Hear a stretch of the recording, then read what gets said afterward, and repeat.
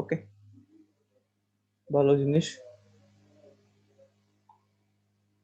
হুম, ঠিক আছে। তাইলে দেখো, আই প্লাস প্লাস ইউজ করলে আই এর মানটা প্রথমে আপডেট হয় না। প্রথমবারে যদি আমরা আই প্লাস প্লাস এর মানটা প্রিন্ট করাই, তাহলে আগে যে মানটা ছিল ওইটাই দেখায়, পরবর্তীতে যে সময় ইউজ করি আপডেটেড মান দেখায়। কিন্তু প্লাস প্লাস আই ইউজ করার সুবিধা হলো কি, প্লাস প্লাস আই ইউজ করলে আই এর সেই আপডেটেড মানটাই দেখাবে, যা আমরা এখানে দেখতে পারতেছি। আই এর আপডেটেড মান দেখাবে, যা হলো কি 11। ঠিক আছে, তো এটা রান করতে একটু বেশি সময় লাগছে, তাই এখানে বলতেছে রান করতে 2.8 সেকেন্ড লাগছে, এবং আই এর মানটা 11 দেখাচ্ছে। তো এটা গেল প্লাস প্লাস। তারপরে দেখো, কেউ যদি এটা ইউজ করতে চায়, suppose I minus minus, I minus minus এর কাইন্ড অফ সেম। প্রথমে দেখো কোনো চেঞ্জই হবে না, 10 আছে, 10ই দেখাচ্ছে। পরে যদি আমরা এই আই এর মানটা আবার ইউজ করি, %d, আই, তাহলে দেখো প্রথমে আই এর যে মানটা ছিল এটা ইউজ করতেছে, আই মাইনাস মাইনাসটা কি করতেছে, আই এর মানটা আগের মানটা রিটার্ন করতেছে। পরে যে সময় আমরা আই এর মানটা ইউজ করতেছি, আই এর মানটা 1 কমে গেছে। কিন্তু এখানে যদি কেউ আই মাইনাস মাইনাস ইউজ না করে মাইনাস মাইনাস আই ইউজ করতো, তাহলে সাথে সাথে মান কমে গেছে, এবং এই মানটাই পরবর্তীতে দেখাচ্ছে।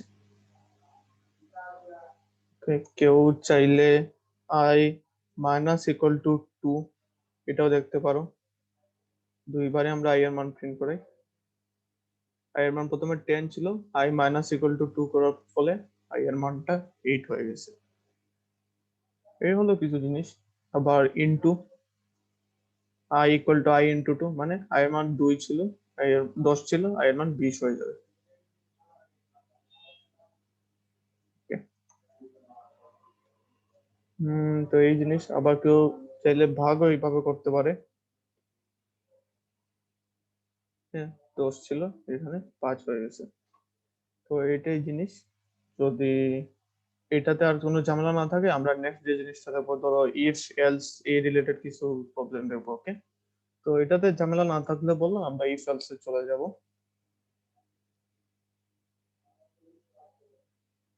ওকে, ইফ এলস এ চলে যাই। ভাইয়া বুঝছি। ওকে, ইফ এলস এ চলে যাই তাইলে। ধরো এটার নাম দিয়ে দিলাম ই। ওকে,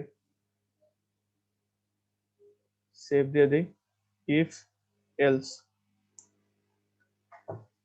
নাম ইচ্ছা মতো দেওয়া যায়। তো এখন ধরো কেউ ইনক্লুড দিল standard input output dot each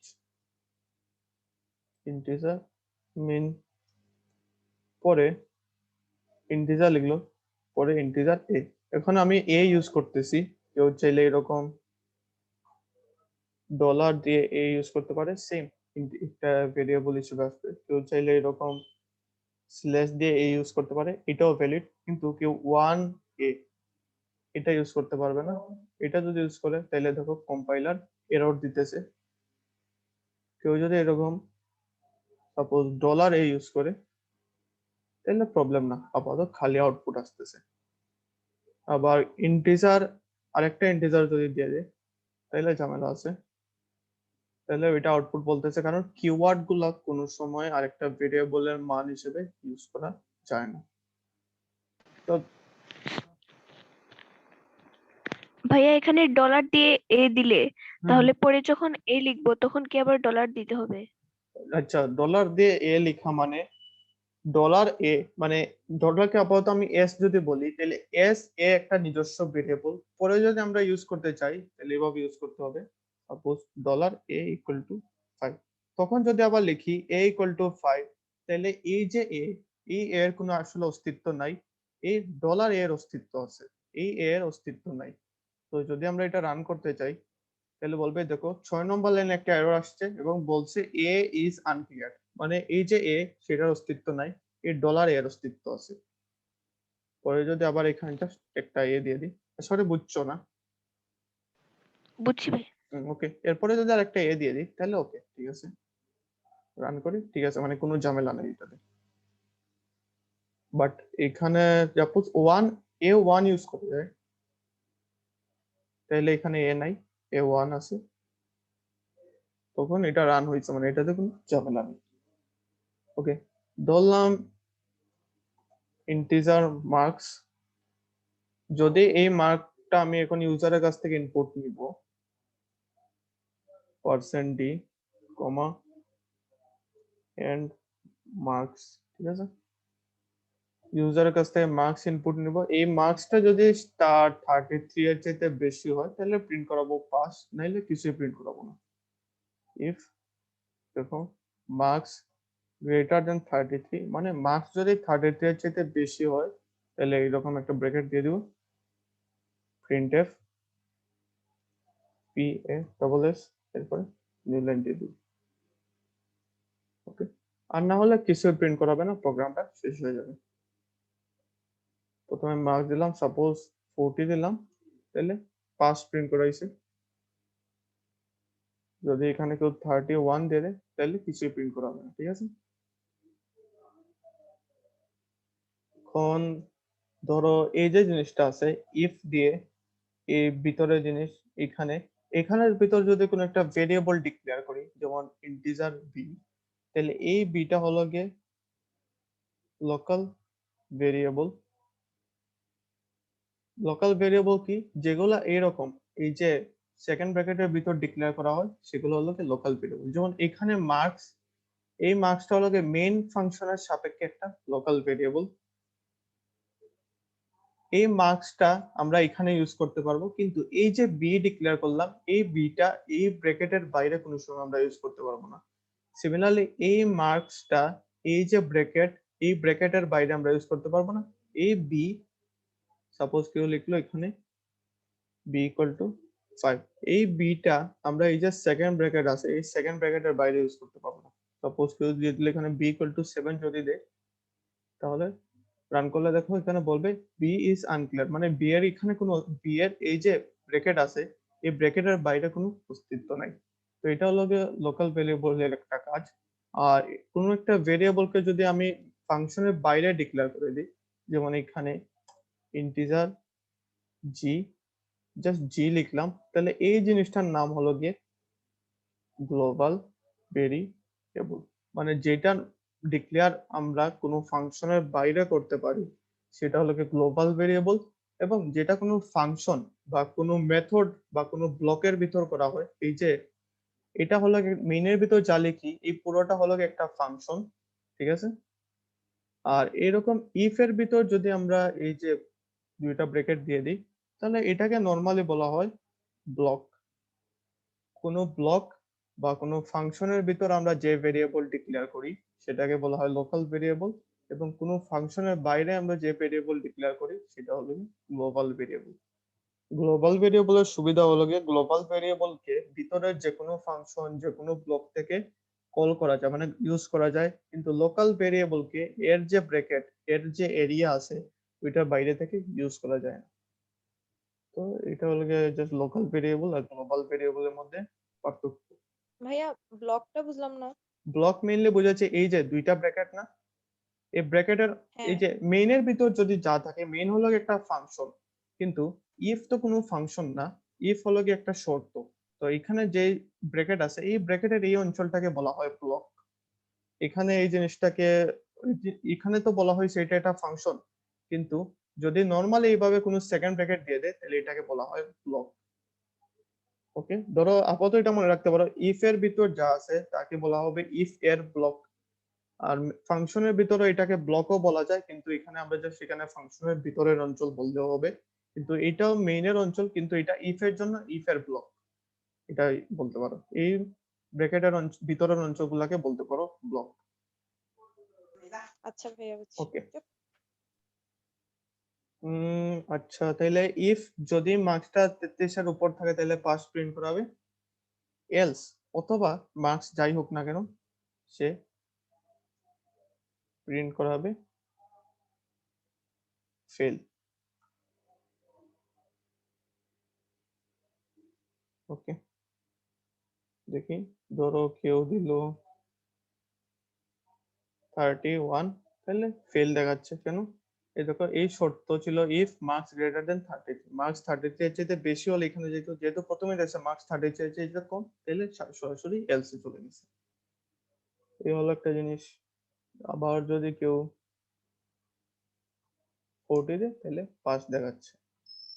এটা তো ছিল খুবই নর্মাল জিনিস। ধরো এখন আমরা এরকম দেখবো যে কারো মার্কস যদি 80-র চাইতে বড় হয় তাহলে তাকে দেখাবে পাস, মানে তাহলে তাকে এ প্লাস দেখাবে, পাস দেখানোর দরকার নেই। তাহলে যদি আমরা ইউজ করি if marks greater than or equal two 80, greater than or equal two 80 মানে কি 80 অথবা 80-র চাইতে বড় হলে আমরা এই যে ইফ এর ভিতর যে ব্লক আছে এই ব্লকের ভিতর আমরা ঢুকবো, প্রিন্টএফ করাবো এ প্লাস।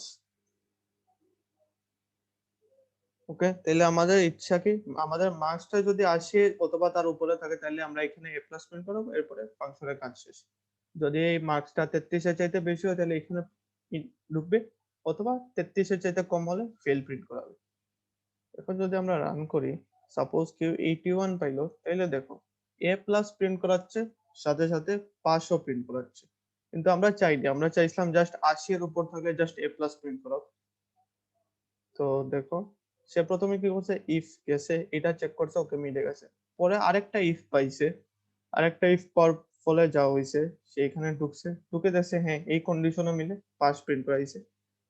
তখন এরপরে যদি আরো অনেকগুলা ইফ থাকতো তাহলে সে সবগুলা ইফ চেক করতো এবং লাস্টের ইফ এর সাথে এই এলসটা মিলাইতো, যে যে কোনো একটা ইফ এর সাথে মিলে গেছে তাহলে এই এলসটা দেখার দরকার নেই।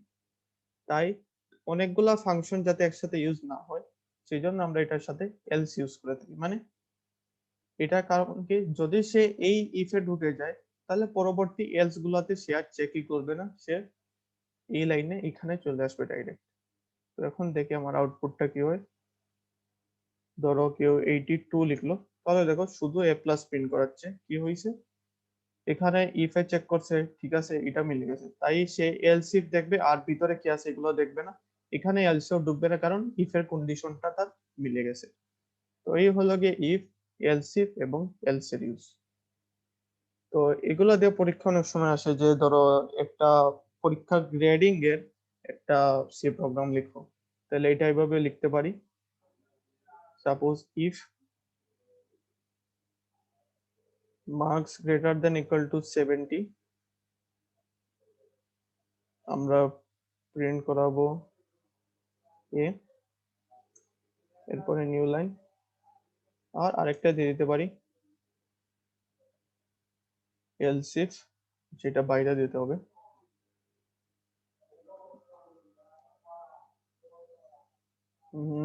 এলস ইফ যদি আমার মার্কসটা গ্রেটার অর ইকুয়াল টু 60 হয় তাহলে আমরা প্রিন্ট করাবো %d, কমা, আচ্ছা এখানে %d লাগবে না, আমরা প্রিন্ট করাবো জাস্ট a মাইনাস, এরপরে বলে শেষ। মানে এরকম পরে চাইলে 50-র জন্য b, এগুলো প্রিন্ট করাতে পারো জাস্ট এটার জন্য। যেমন কেউ 65 দিল তাহলে a মাইনাস আসছে। ওকে, কেউ ধরো 70,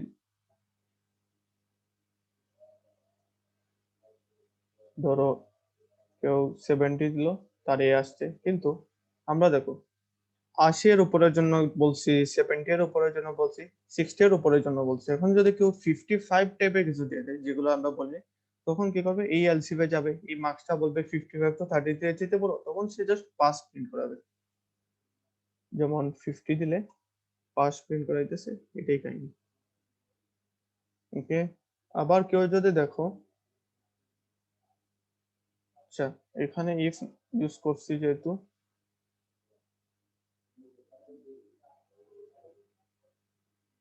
সাপোজ 75 দিলে এ প্রিন্ট করাচ্ছে, এলস ইউজ করা ভালো। আচ্ছা এখন যদি কেউ এটা ইউজ না করে এটাকে 80 এর আগে দিয়ে দেয়, আমি এটাকে কাট করলাম, এখানে প্রিন্ট করে ফেললাম, এরপরে এটাকে এলসি দিলাম। মানে কি প্রথমে আমি এ এর কন্ডিশনটা লিখে ফেলছি, পরে 80 এর কন্ডিশন বা এ প্লাস এর কন্ডিশন লিখছি। তখন কি হবে দেখো, এই প্রোগ্রামটা আসবে প্রথমে দেখবে এই কন্ডিশনে আমি মার্কস যদি হয় 85 তাহলে বলবে হ্যাঁ ঠিক আছে আমার এই মার্কসটা 70 এর চাইতে বড়, এটা সে প্রিন্ট করে দিবে এবং বাকি এলসিফ গুলো সে চেকও করবে না। তখন কেউ 90 পাইলো, তখন সে এ প্রিন্ট করে দিছে। কেন? আমি এ প্লাস এর আগে এ এর কন্ডিশন লিখে ফেলছি, এ এর কন্ডিশনটার সাথে মিলে গেছে, ফলে সে আর এই যে এ প্লাস এগুলোকে সে চেকও করবে না। ওকে, তাই যেটা আমি আগে এক্সিকিউট হবে সেটাকে আগে লিখতে হবে, এটাকে আমি পরে লিখতে পারবো। এটাতে জাস্ট ইফ দিয়ে দিল, আর এখানে এলস ইউজ করা ভালো। ওকে, এই টপিকে বলতে হবে কিছু, যে মার্কস এলসিফ না মোটামুটি বোঝা গেছে, জাস্ট কিছু প্রোগ্রাম দেখলেই পারবো। যেমন এই টাইপের আরো আছে, কোন সংখ্যা কি জোড় বিজোড় কিনা, যদি একটা সংখ্যা 2 দিয়ে ভাগ যায় তাহলে জোড়, 2 দিয়ে ভাগ না গেলে সেটা বিজোড়।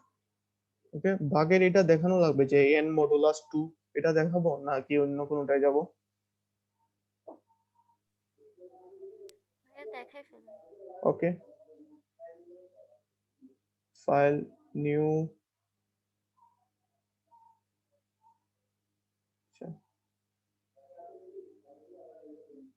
কন্ট্রোল এস দিয়ে যদি লিখি ইভেন অড দিলাম, ইভেন অড মানে জোড় না বিজোড়, include standard input output dot h integer main। ওকে, সাপোজ ইন্টিজার আমি একটা নাম্বার নিলাম, আমাকে নাম্বারটা ইউজারের কাছ থেকে ইনপুট নিতে হবে, %d, কমা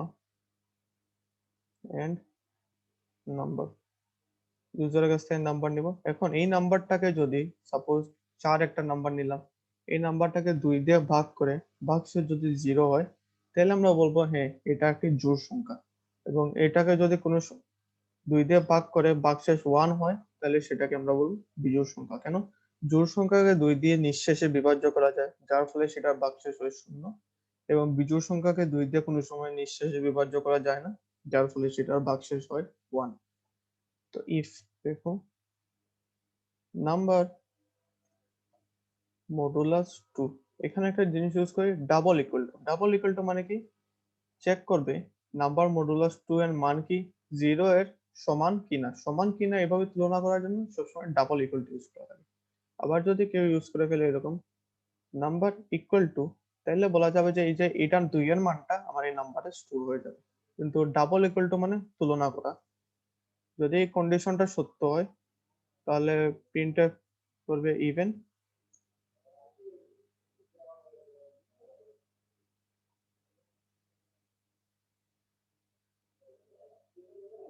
এলস প্রিন্ট করাবে অড।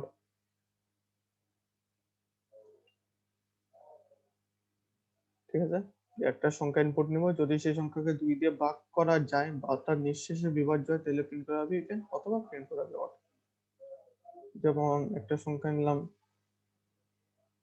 77, এটা বলতেছে অড, মানে এটা একটা বিজোড় সংখ্যা। সিমিলারলি আরেকটা সংখ্যা নিলাম 12, সেটা বলতেছে ইভেন, অর্থাৎ সেটা জোড় সংখ্যা। তো এই হলো গিয়ে ইভেন অড অর্থাৎ জোড় বিজোড় নির্ণয় করার প্রোগ্রাম। এখন আরেকটা দেখি আমরা রিলেশনাল অর, যেটা মানে অথবা, আমরা সম্ভাবনা যে অথবা টাইপের একটা জিনিস ছিল, যেমন কোন একটা ক্যারেক্টার ভাওয়েল কিনা, এখানে আমরা অথবা ইউজ করতে পারি। ভাওয়েল হওয়ার শর্ত কি? এ এর মানটা এ ও হইতে পারে, ই হইতে পারে, আই ও ইউ, যে কোনো একটা কিছু হইতে পারে। তো চলো control S, relational or. Relational or এর চিহ্নটা হইলো কি এইটা। ওকে, আমরা দেখি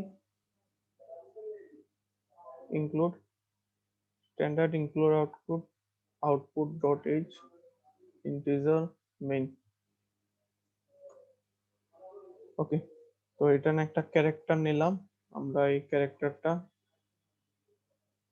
ইউজারের কাছ থেকে ইনপুট নিতেছি %ch %c এবং এন্ড ch। এখন আমরা এই জিনিসটা দুই ভাবে করা যায়, প্রথমে ইফ দিয়ে দেখি। If a double equal to a, এ দেখো সিঙ্গল একটা ক্যারেক্টার ইউজ করলে জাস্ট একটা কোটেশন ইউজ করব, আচ্ছা, আমরা ইউজ করতেছি প্রিন্টএফ। ভাইয়া সিঙ্গেল কোটেশন আচ্ছা, বুঝলাম না। ধরো আমরা এইভাবে ইন্টিজার যে সময় নিতাম, ইন্টিজার a ইকুয়াল টু আমরা 5 লিখতাম, ওকে। তো এইভাবে ক্যারেক্টার যে সময় নিতাম, ক্যারেক্টার ch ইকুয়াল টু আমরা লিখতাম, এইভাবে লিখলে আমাদের কাজ করতে হতো না, আমরা এইভাবে লিখতে হতো, একটা সিঙ্গেল কোটেশনের ভিতর এইভাবে লিখতে হতো, ওকে। এটা মনে আছে, সিঙ্গেল হ্যাঁ হ্যাঁ কোটেশন। তো এইভাবে যদি আমি ক্যারেক্টারের তুলনা করতে চাই, সরি এখানে ch হবে, ক্যারেক্টারের তুলনা করতে চাই, তাহলে এভাবে সিঙ্গেল কোটেশন দিয়ে আমাদের তুলনা করতে হবে। মানে ক্যারেক্টার যে সময় আমরা আনবো জিনিসগুলো, তখন আবার এই যে সিঙ্গেল কোটেশন এই জিনিসটা আনতে হবে।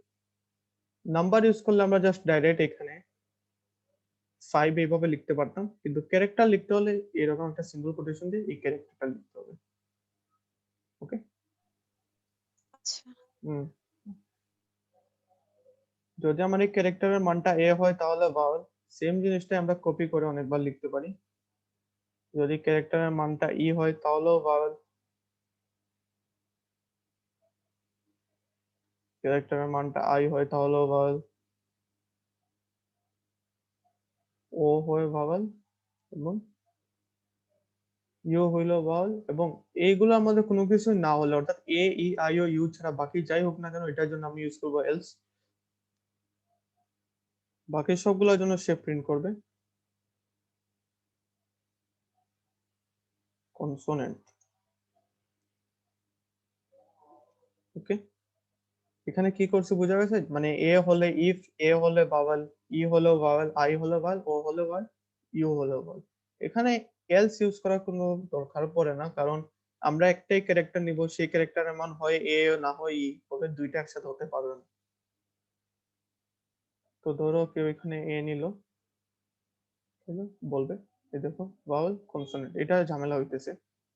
কারণ কি, এই ইফ এটার জন্য হইছে শেষ, এই ইফ শেষ, এই ইফ এর কাজ এখানে শেষ, এই ইফ এর কাজটা এখানে শেষ, এই ইফটা বলতেছে এই ইফ এর সাথে মিললে ভাওয়াল প্রিন্ট করা হবে, মানে ইফ সিএইচ এর মানটা যদি ইউ হয় তাহলে ভাওয়াল প্রিন্ট করা হবে, সিএইচ এর মানটা ইউ ছাড়া বাকি যা হবে সবগুলোর জন্য এলস প্রিন্ট করা হবে। মানে এই এলসটা এই ইউ এর জন্য কাজ করতেছে, তখন এই যে সিএইচ এর মানটা যদি ও হয় তাহলে ভাওয়াল প্রিন্ট করা হবে। পরবর্তীতে দেখবে এই এলসটা কোনটার জন্য আছে, এইটা এটার সাথে মিলে নি, তখন এটার জন্য কনস্ট্যান্ট প্রিন্ট করা হবে। অর্থাৎ এখানে যদি এ দেই তাহলে দেখো ভাওয়াল কনসোনেন্ট দুইটাই প্রিন্ট করাচ্ছে। এই জন্য যে জিনিসটা করা উচিত, এখানে এলসি দিয়ে দেওয়া ভালো, এটা আমারও খেয়াল ছিল না। অর্থাৎ একটা ইফ এর সাথে একটা এলস কাজ করে, আমরা যদি এরকম এলস ইফ না দেই তাহলে বাকি সবগুলো ইফ ও সে চেক করবে। এখন যদি বাকিগুলোতে এলস ইফ দিয়ে দিই তাহলে এ দিলে জাস্ট ভাওয়ালটা প্রিন্ট করাইতেছে, ওকে। আশা করি বোঝা গেছে, না আবার বলবো যে এখানে এলস ইফ এলস এগুলো কাহিনী, যদি আবার বলা লাগতে পারে তাহলে বলো, না হলে আমি নেক্সট জিনিসটাতে যাব। না ভাইয়া বুঝছি। ওকে বুঝছি ভাইয়া। বুঝছি ভাইয়া। ওকে, ঠিক আছে। তাহলে দেখো এই যে জিনিসটা, এ হলো আমার ভাওয়াল প্রিন্ট করতে হচ্ছে, ই হলো ভাওয়াল, মানে সেম কাজ অনেকবার করতে হচ্ছে। এই সেম কাজের অর্থ কি, মানে ইফ এর মানটা যদি এ হয় তাহলে ভাওয়াল, অথবা ই হলো ভাওয়াল, অথবা আই হলো, দেখো অথবা চয়েস মানে অনেকগুলা জিনিস হইতে পারে। তো এখানে প্রত্যেকটার ভিতরে সেম কাজ করতেছি, এই সেম কাজের পরিবর্তে যেমন একটু আমি কেটে ফেলতে পারি,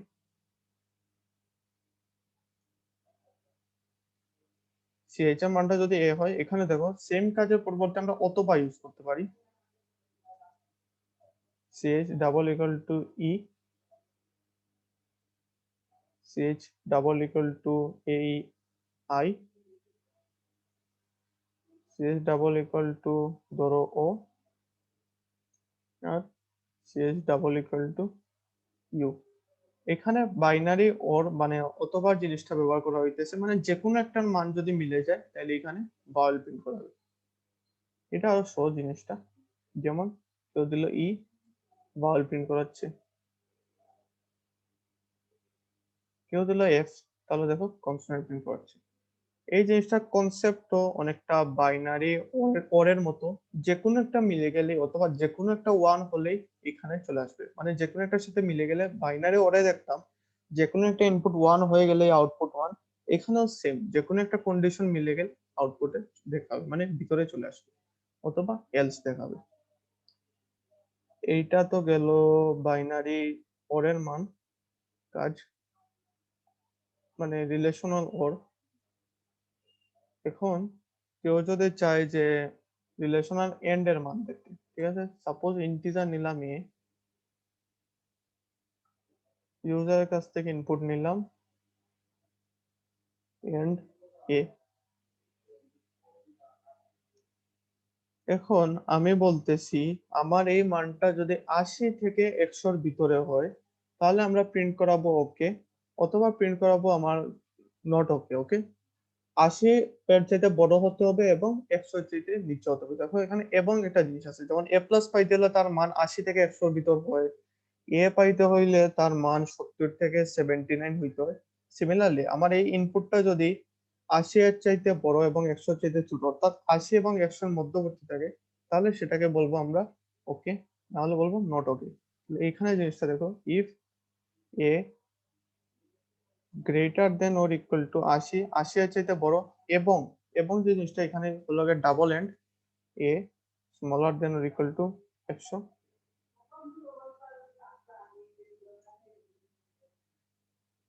তাহলে প্রিন্ট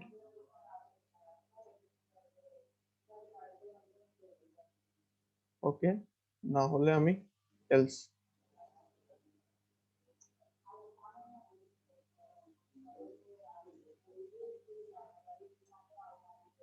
প্রিন্ট নট ওকে, মানে এ এর মানটা 80 এর উপর হতে হবে এবং 100 এর নিচে হতে হবে। যখন যদি এ এর মানটা সাপোজ কেউ দিয়ে দিল 110, তাহলে দেখো প্রথমে দেখবে এই এর মানটা 80 এর উপর কিনা, হ্যাঁ এ এর মানটা 80 এর উপর, তারপরে এন্ড এর পরের কন্ডিশন চেক করবে এর মানটা কি 100 এর চাইতে ছোট কিনা, তো দেখবেন না এর মানটা 100 এর চেয়ে ছোট নয়, 110, যা হলো 100 এর চাইতে বড়, তাই এখানে না চলে পরবর্তীতে চলে যাবে, অর্থাৎ এলসে চলে যাবে। সাপোজ 110 যদি দিই, নট ওকে। এখন যদি কেউ আবার 80 এর চাইতে বড় এবং 100 এর চাইতে নিচে ইউজ করে, সাপোজ 10, তাহলে বলবে ওকে। ধরো কেউ বললো আমি একটা সংখ্যা ইনপুট দিব, এই সংখ্যা কি 1 থেকে 100 এর মধ্যবর্তী কিনা, তাহলে তুমি লিখবা এই সংখ্যা কি 1 এর চাইতে সমান অথবা বড় কিনা এবং 100 এর চাইতে ছোট অথবা সমান কিনা। এখন ধরো কেউ লিখলো 99, তাহলে বলবে ওকে। এবং কেউ যদি লিখে 101, যা 100 এর চাইতে সামান্য বড়, তাহলে বলবে নট ওকে। কেন? আমরা ইউজ করতেছি 1 এর চাইতে বড় হতে হবে এবং 100 এর চাইতে ছোট। 1 এর চাইতে বড় কিন্তু 101, কিন্তু 100 এর চাইতে ছোট নয়, তাই এখানে ওকেতে যায়নি, নট ওকেতে গেছে। তো এই জিনিসটা হইল গিয়ে রিলেশনাল এন্ড এর কাজ। তো এইভাবে ছোটখাটো জিনিস আছে। আরো যেমন গতদিন তোমাদের ক্লাসে লিপ ইয়ারের এটা দেখাইছিলাম, তো লিপ ইয়ার এটা তোমরা নিজে ট্রাই করো, যদি না হয় তাহলে আমরা শনিবার বা রবিবারে যেদিন পারি ওই দিন দেখবো। খুব সম্ভবত আমি নেক্সট তোমাদের শনিবারে নিতে পারি, কারণ রবিবারে হয়তো ওদের কোচিং এ অন্য ক্লাস থাকে, মানে ভাই একজন আসবেন, তো উনি থাকলে উনি মেবি 3টা পর্যন্ত ক্লাস নেবেন, তাই হয়তো বা শনিবারে ক্লাস নাও রাখতে পারে। ওকে, তো আপাতত আজকে আর কিছু দেখাবো নাকি এখানে শেষ করে দিব? না, নতুন কিছু হয়তো ক্লাসে ভাই দেখানো ভালো। এখানেই সমাপ্ত, ভালো। হ্যাঁ এখানে ভালো, তো মোটামুটি বোঝা গেছে যে জিনিসগুলা কিভাবে কি হয়, আইডিয়া হইছে। হ্যাঁ ভাইয়া বুঝছি। জি ভাইয়া। হ্যাঁ ভাইয়া বুঝছি ভাইয়া। ঠিক আছে, তাহলে এটা তোমরা এখন ডাউনলোড করে ফেলবা, এই যে কোড ব্লকস, আর ডাউনলোড করে পরবর্তীতে নিজে একটু ট্রাই করে ফেলবা। এটার সাথে হোমওয়ার্ক হিসেবে তোমরা জাস্ট খাতায় এই যে ত্রিভুজ ক্ষেত্রফল ওইটা জাস্ট লিখে আনবা, কিভাবে একটা ত্রিভুজের ইনপুট হিসেবে আমরা দুইটা ইনপুট দিব এবং কিভাবে এটার ক্ষেত্রফল নির্ণয় করতে হবে। একবার মোবাইলে অথবা এই যে ল্যাপটপে এইভাবে রান করে দেখবা যে জিনিসটা ঠিকভাবে আসে কিনা, আর এটা পরে খাতায় লিখে নিয়ে আসবা। ওকে, আমরা বৃত্ত দেখছি, আচ্ছা ভাইয়া। বৃত্ত দেখছি আর আয়তক্ষেত্র দেখছি, তো এইভাবে ত্রিভুজেরটাও নির্ণয় করা যায়। কেউ চাইলে বর্গক্ষেত্র নির্ণয় করতে পারে, একটা ইনপুট নিবে এ এবং এটাকে এ ইন্টু এ দিয়ে আউটপুট দেখাতে পারবে, তো এটা বেশি কঠিন না। ওকে, তো আপাতত বইয়ের যে কিছু জিনিস আছে দেখতে পারো, জাস্ট লুপ, ফর, ওয়াইল, এগুলো ছাড়া বাকি যা আছে এগুলো দেখতে পারো, এগুলো একটু একটু করে দেখো, মোটামুটি কোর্স শেষ হওয়ার পথেই। ওকে। ঠিক আছে, তাইলে আজকের ওকে জন্য ভাইয়া হয়তোবা আচ্ছা ভাইয়া। শনিবারে একটা টাইম বলবো দিতে, ওই সময় দেখা হবে। ঠিক আছে। শনিবার